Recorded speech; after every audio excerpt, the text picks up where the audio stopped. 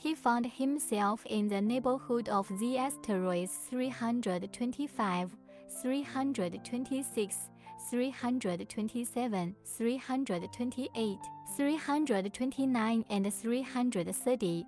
He began, therefore, by visiting them in order to add to his knowledge. The first of them was inhabited by a king clad in royal purple and ermine. He was seated upon a throne which was at the same time both simple and majestic. "Ah, here is a subject," exclaimed the king when he saw the little prince coming. And the little prince asked himself, how could he recognize me when he had never seen me before? He did not know how the word is simplified for kings. To them, all men are subjects. "Approach, so that I may see you better," said the king, who felt consumingly proud of being at last a king over somebody. The little prince looked everywhere to find a place to sit down, but the entire planet was crammed and obstructed by the king's magnificent ermine robe. So he remained standing upright, and, since he was tired, he yawned. "It is contrary to etiquette to yawn in the presence of a king,"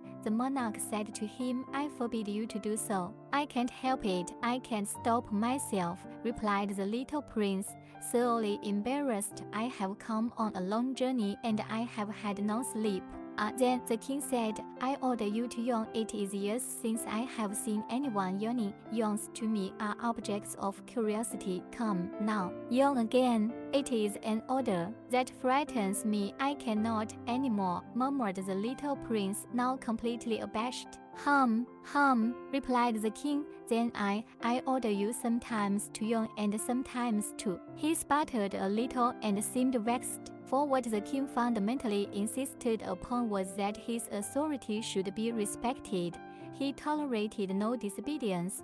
He was an absolute monarch, but because he was a very good man, he made his orders reasonable. "If I ordered a general," he would say, by way of example, "if I ordered a general to change himself into a seabird, and if the general did not obey me, that would not be the fault of the general, it would be my fault." "May I sit down?" came now a timid inquiry from the little prince. "I order you to do so," the king answered him, and majestically gathered in a fold of his ermine mantle. But the little prince was wondering. The planet was tiny. Over what could this king really rule? "Sire," he said to him, "I beg that you will excuse my asking you a question." "I order you to ask me a question," the king hastened to assure him. "Sire, over what do you rule?" "Over everything," said the king with magnificent simplicity. "Over everything." The king made a gesture which took in his planet, the other planets, and all the stars. "Over all that?"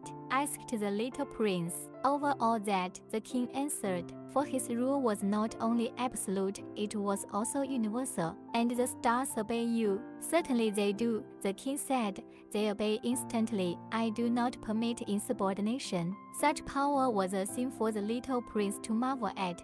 If he had been master of such complete authority, he would have been able to watch the sunset not 44 times in one day, but 72 or even 100 or even 200 times without ever having to move his chair. And because he felt a bit sad as he remembered his little planet which he had forsaken, he plucked up his courage to ask the king a favor. "I should like to see a sunset. Do me that kindness. Order the sun to set." "If I ordered a general to fly from one flower to another like a butterfly, or to write a tragic drama, or to change himself into a seabird, and if the general did not carry out the order that he had received, which one of us would be in the wrong?" the king demanded. "The general or myself?" "You," said the little prince firmly. "Exactly. One must require from each one the duty which each one can perform," the king went on. "Accepted authority rests first of all on reason. If you ordered your people to go and throw themselves into the sea, they would rise up in revolution. I have the right to require obedience because my orders are reasonable." "Then my sunset," the little prince reminded him of, for he never forgot a question once he had asked it. "You shall have your sunset. I shall command it.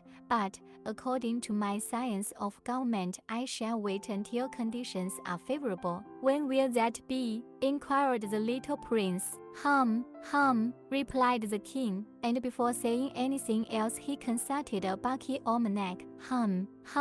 That will be that will be this evening about 20 minutes to 8, and you will see how well I am obeyed. The little prince yawned.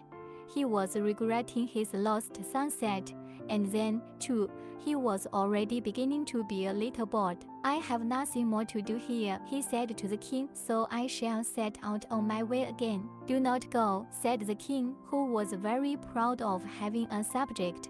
Do not go, I will make you a minister. Minister of what? Minister of justice. But there is nobody here to judge. We do not know that, the king said to him. I have not yet made a complete tour of my kingdom. I am very old. There is no room here for a carriage, and it tires me to walk. Oh, but I have looked already, said the little prince, turning around to give one more glance to the other side of the planet. On that side, as on this, there was nobody at all. Then you shall judge yourself, the king answered. That is the most difficult thing of all. It is much more difficult to judge oneself than to judge others. If you succeed in judging yourself rightly, then you are indeed a man of true wisdom. Yes, said the little prince, but I can judge myself anywhere. I do not need to live on this planet. Said the king. I have good reason to believe that somewhere on my planet there is an old rat. I hear him at night. You can judge this old rat. From time to time you will condemn him to death, thus his life will depend on your justice, but you will pardon him on each occasion, for he must be treated swiftly. He is the only one we have. I, replied the little prince, do not like to condemn anyone to death, and now I think I will go on my way. No, said the king, but the little prince, having now completed his preparations for departure, had no wish to grieve the old monarch. If your majesty wishes to be promptly obeyed, he said, he should be able to give me a reasonable order.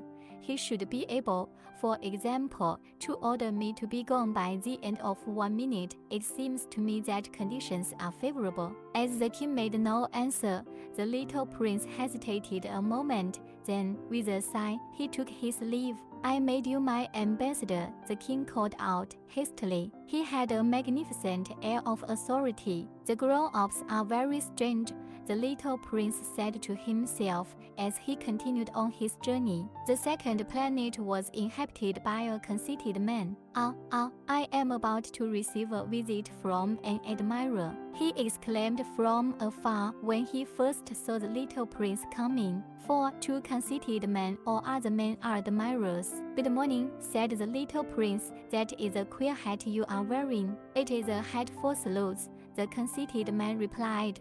It is to raise in salute when people acclaim me. Unfortunately, nobody at all ever passes this way. Yes, said the little prince, who did not understand what the conceited man was talking about. Clap your hands one against the other, the conceited man now directed him. The little prince clapped his hands.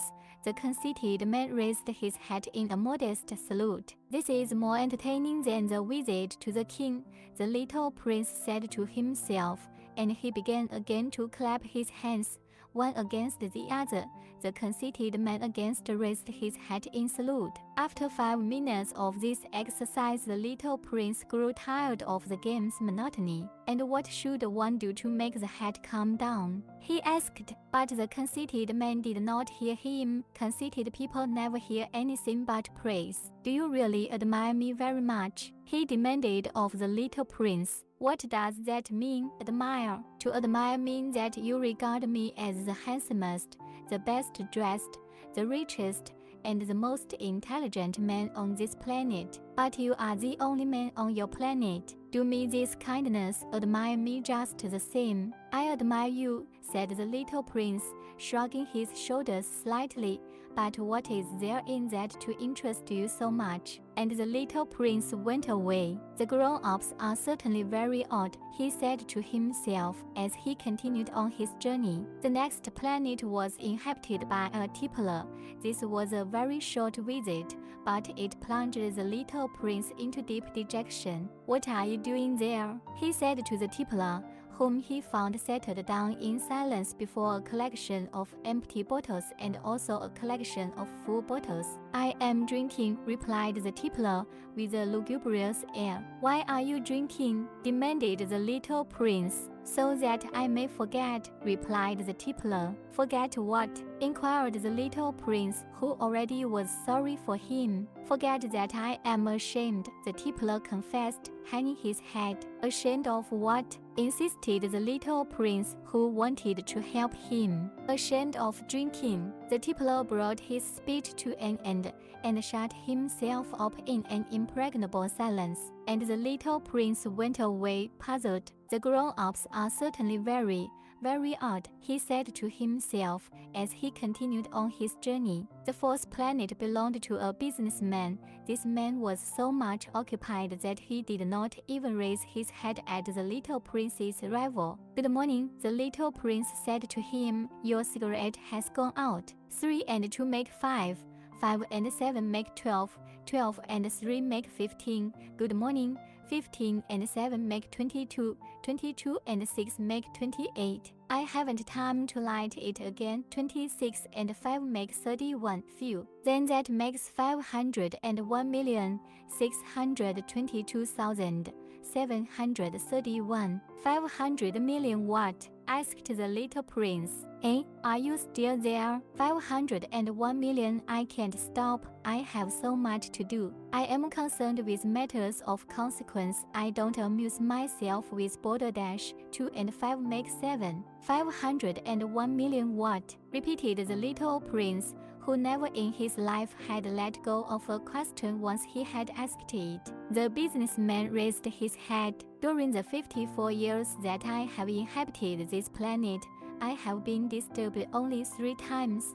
The first time was 22 years ago, when some giddy goose fell from goodness knows where. He made the most frightful noise that resounded all over the place, and I made 4 mistakes in my addition. The second time, 11 years ago, I was disturbed by an attack of rheumatism. I don't get enough exercise. I have no time for loafing. The third time, well, this is it. I was saying then, 501 millions. Millions of what? The businessman suddenly realized that there was no hope of being left in peace until he answered this question. "Millions of those little objects," he said. "Which one sometimes sees in the sky? Flies? Oh, no, little glittering objects. Bees? Oh, no, little golden objects that set lazy men to idle dreaming. As for me, I am concerned with matters of consequence. There is no time for idle dreaming in my life." "Ah, you mean the stars?" "Yes, that's it, the stars." "And what do you do with 500 millions of stars?" 501,622,731. I am concerned with matters of consequence. I am accurate. "And what do you do with these stars?" "What do I do with them?" "Yes, nothing. I own them." "You own the stars?" "Yes. But I have already seen a king who kings do not own. They reign over. It is a very different matter." "And what good does it do you to own the stars?" "It does me the good of making me rich." "And what good does it do you to be rich?" "It makes it possible for me to buy more stars if any are ever discovered." This man, the little prince said to himself, reasons a little like my poor tippler. Nevertheless, he still had some more questions. How is it possible for one to own the stars? To whom do they belong? The businessman retorted peevishly. "I don't know. To nobody." "Then they belong to me, because I was the first person to think of it." "Is that all that is necessary?" "Certainly. When you find a diamond that belongs to nobody, it is yours. When you discover an island that belongs to nobody, it is yours. when you get an idea before anyone else, you take out a patent on it, it is yours. So with me, I own the stars because nobody else before me ever thought of owning them. Yes, that is true, said the little prince, and what do you do with them? I administer them, replied the businessman. I count them and recount them. It is difficult, but I am a man who is naturally interested in matters of consequence. The little prince was still not satisfied. If I owned a silk scarf, he said, I could put it around my neck and take it away with me. If I owned a flower, I could pluck that flower and take it away with me. But you cannot pluck the stars from heaven. No, but I can put them in the bank. Whatever does that mean? That means that I write the number of my stars on a little paper, and then I put this paper in a drawer and lock it with a key. And that is all. That is enough, said the businessman. It is entertaining, thought the little prince. It is rather poetic,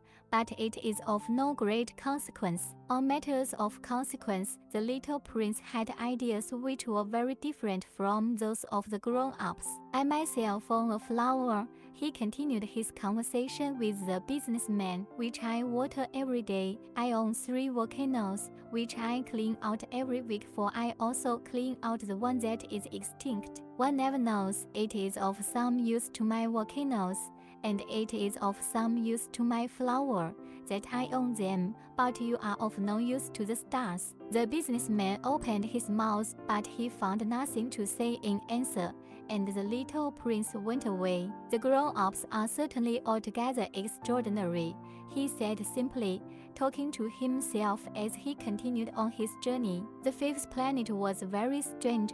It was the smallest of all. There was just enough room on it for a street lamp and a lamplighter. The little prince was not able to reach any explanation of the use of a street lamp and a lamplighter. Somewhere in the heavens, on a planet which had no people and not one house, but he said to himself, nevertheless, it may well be that this man is absurd, but he is not so absurd as the king, the conceited man, the businessman, and the tippler, for at least his work has some meaning. When he lights his street lamp, it is as if he brought one more star to life or one flower. When he puts out his lamp, he sends the flower or the star to sleep. That is a beautiful occupation, and since it is beautiful, it is truly useful. When he arrived on the planet, he respectfully saluted the lamplighter. Good morning, why have you just put out your lamp? Those are the orders, replied the lamplighter. Good morning. What are the orders? The orders are that I put out my lamp. Good evening. And he lighted his lamp again. But why have you just lighted it again? Those are the orders, replied the lamplighter. I do not understand, said the little prince. There is nothing to understand, said the lamplighter. Orders are orders. Good morning. And he put out his lamp. Then he mopped his forehead with a handkerchief decorated with red squares. I follow a terrible profession. In the old days it was reasonable. I put the lamp out in the morning, and in the evening I lighted it again. I had the rest of the day for relaxation and the rest of the night for sleep. And the orders have been changed since that time. The orders have not been changed, said the lamplighter. That is the tragedy. From year to year the planet has turned more rapidly, and the orders have not been changed. Then what? Asked the little prince. Then the planet now makes a complete turn every minute, and I no longer have a single second for repose. Once every minute I have to light my lamp and put it out. That is very funny. A day lasts only 1 minute here where you live. It is not funny at all, said the lamplighter. While we have been talking together, a month has gone by. A month? Yes, a month. 30 minutes, 30 days. Good evening. And he lighted his lamp again. As the little prince watched him, he felt that he loved this lamplighter who was so faithful to his orders. He remembered the sunsets which he himself had gone to seek in other days, merely by pulling up his chair, and he wanted to help his friend. You know, he said, I can tell you a way you can rest whenever you want to. I always want to rest, said the lamplighter, for it is possible for a man to be faithful and lazy at the same time. The little prince went on with his explanation. Your planet is so small that 3 strides will take you all the way around it. To be always in the sunshine, you need only walk along rather slowly. When you want to rest, you will walk, and the day will last as long as you like. That doesn't do me much good, said the lamplighter. The one thing I love in life is to sleep. Then you're unlucky, said the little prince. I am unlucky, said the lamplighter. Good morning. And he put out his lamp. That man, said the little prince to himself as he continued farther on his journey, that man would be scorned by all the others, by the king, by the conceited man, by the tippler, by the businessman. Nevertheless, he is the only one of them all who does not seem to me ridiculous. Perhaps that is because he is thinking of something else besides himself. He breathed a sigh of regret and said to himself again, that man is the only one of them all whom I could have made my friend, but his planet is indeed too small. There is no room on it for 2 people. What the little prince did not dare confess was that he was sorry most of all to leave this planet, because it was blessed every day with 1440 sunsets. The 6th planet was 10 times larger than the last one.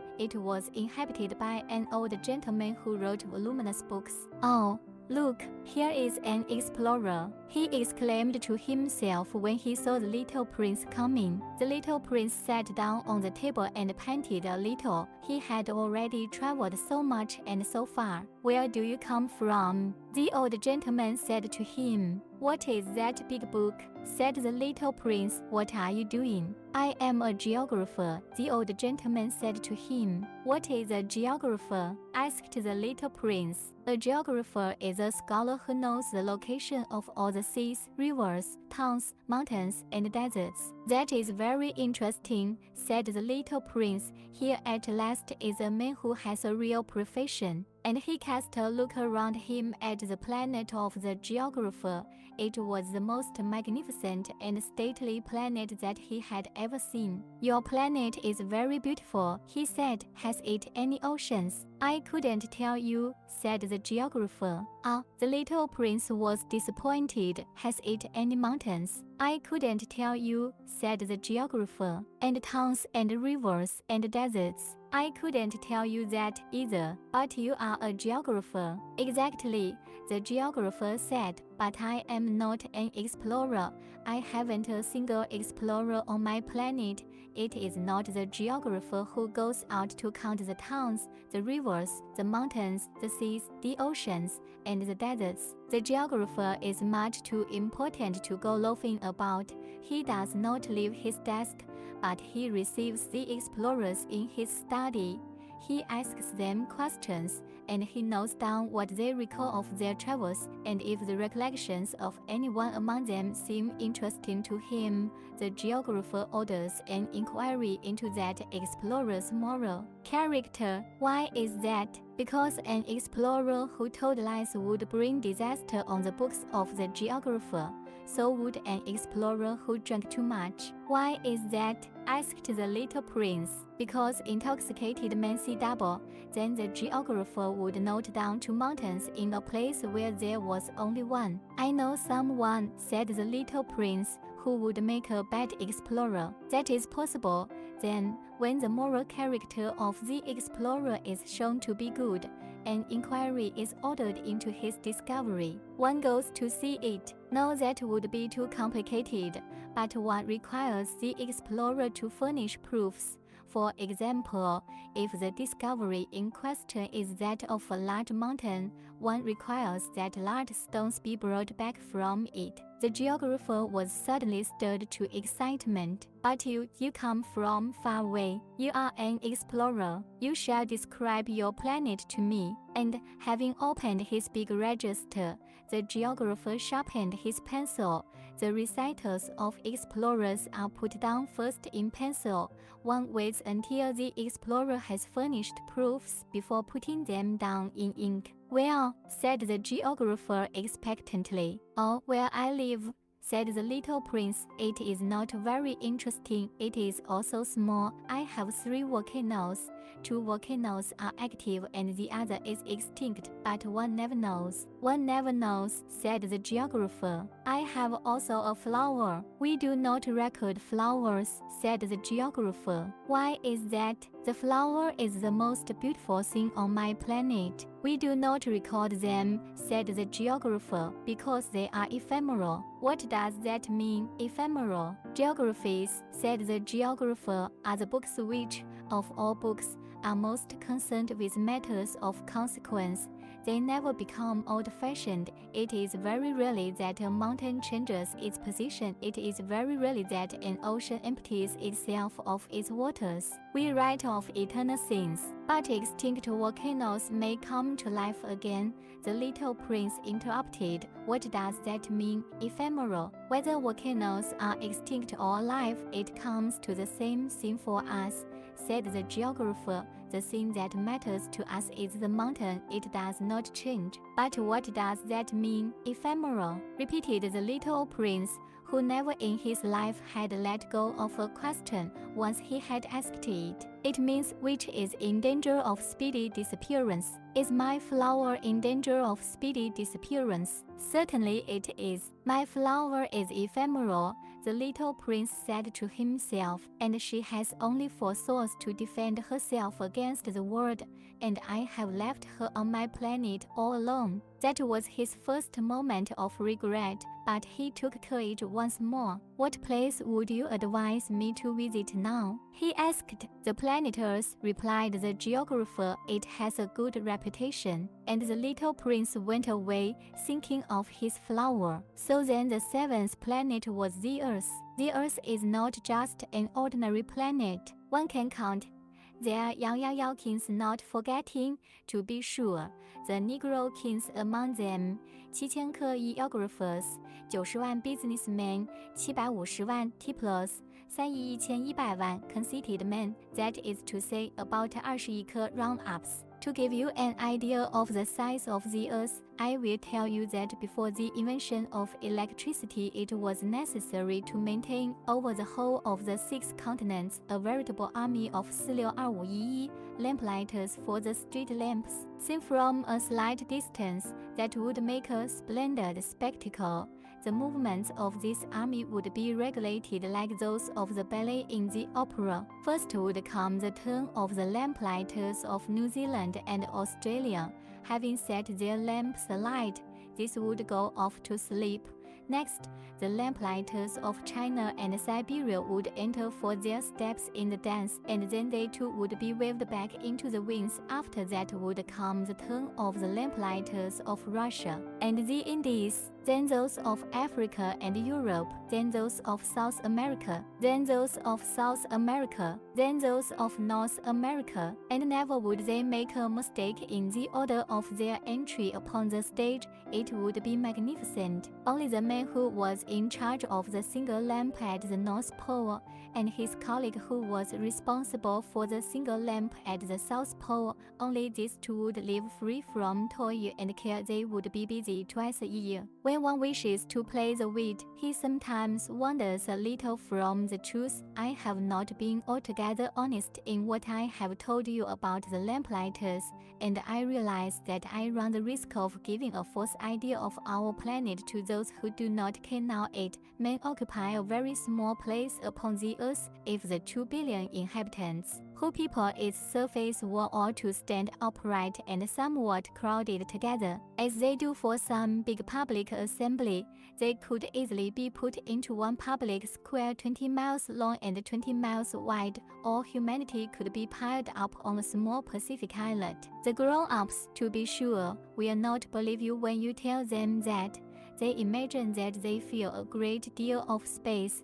They fancy themselves as important as the baobabs. You should advise them, then, to make their own calculations. They adore figures, and that will please them, but do not waste your time on this extra task. It is unnecessary. You have, I know, confidence in me. When the little prince arrived on the earth, He was very much surprised not to see any people. He was beginning to be afraid he had come to the wrong planet when a coin of gold, the color of the moonlight, flashed across the sand. "Good evening," said the little prince courteously. "Good evening," said the snake. "What planet is this on which I have come down?" asked the little prince. "This is the Earth. This is Africa," the snake answered. "Ah, then there are no people on the Earth." "This is the desert. There are no people in the desert. The Earth is large," said the snake. The little prince sat down on a stone and raised his eyes toward the sky. "I wonder," he said, "whether the stars are satellites in heaven so that one day each one of us may find his own again. Look at my planet. It is right there above us, but how far away it is." "It is beautiful," the snake said. "What has brought you here?" "I have been having some trouble with a flower," said the little prince. "Ah," said the snake, and they were both silent. "Where are the men?" The little prince at last took up the conversation again. "It is a little lonely in the desert." "It is also lonely among men," the snake said. The little prince gazed at him for a long time. "You are a funny animal," he said at last. "You are no thicker than a finger." "But I am more powerful than the finger of a king," said the snake. The little prince smiled. "You are not very powerful. You haven't even any feet. You cannot even travel. I can carry you farther than any ship could take you," said the snake. He twined himself around the little prince's ankle like a golden bracelet. "Whomever I touch, I send back to the earth from whence he came." The snake spoke again. "But you are innocent and true, and you come from a star." The little prince made no reply. "You move me to pity. You are so weak on this earth made of granite." The snake said, "I can help you someday. If you grow too homesick for your own planet, I can." "Oh, I understand you very well," said the little prince. "But why do you always speak in riddles?" "I solve them all," said the snake. And they were both silent. The little prince crossed the desert and met with only one flower. It was a flower with 3 petals, a flower of no account at all. "Good morning," said the little prince. "Good morning," said the flower. "Where are the men?" the little prince asked politely. The flower had once seen a caravan passing. "Men," she echoed. "I think there are 6 or 7 of them in existence. I saw them several years ago, but one never knows where to find them. The wind blows them away. They have no roots, and that makes their life very difficult." "Goodbye," said the little prince. "Goodbye," said the flower.